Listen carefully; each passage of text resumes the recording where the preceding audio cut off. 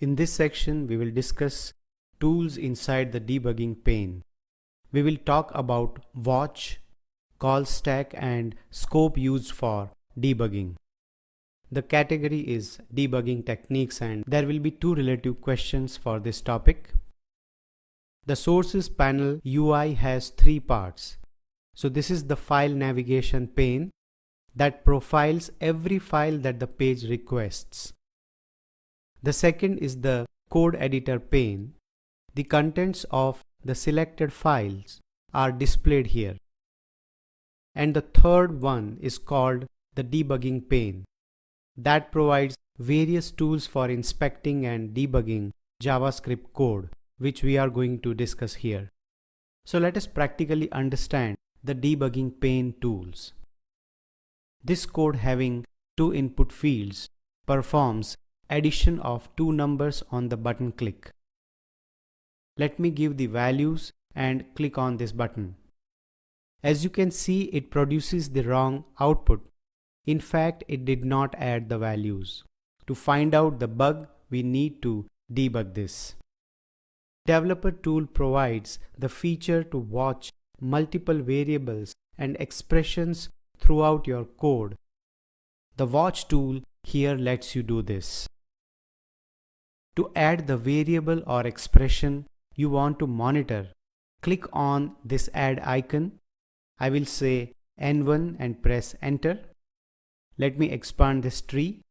Here it will list out all the information related to this variable like ID, read only, tag name, value, children nodes, and all other CSS and JavaScript applied to it.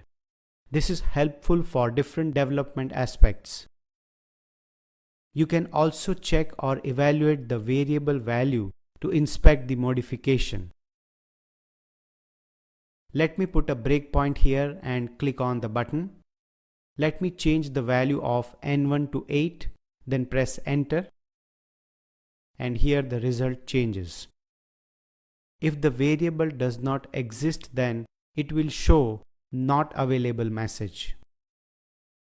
This refresh icon is used to update variables when their values evaluate as it continues to run. Every watched item gets updated with the current value. Click here to remove the added variables. When the debugger is paused on a line of code, this scope pane shows the local and global scope of current values of the variables defined. Let me put a breakpoint here and click on the button. Observe here in the scope pane, it shows the block scope, local and global scope of the variables and their current values. This also shows the closure variables, if any, whenever applicable. To edit any variable value, double-click on it. The scope pane will be empty in case the debugger is not paused on a line of code. There are many functions in a program that perform different tasks when they are called. To monitor that, on which function call, what action takes place, you can use the call stack pane. Call stack can be seen as a data structure that provides information about the current subroutine or function of the program being debugged. Let me click on this button. As you can see, it displays that the sum function is called when the onClick event is fired. It displays the stack of all the functions called and currently executing.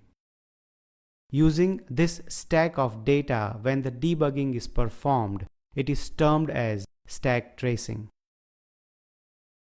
Let us discuss relative questions. The first question is, how does the watch tool help in debugging? As we discussed, the watch tool helps in monitoring multiple variables and expressions throughout the code.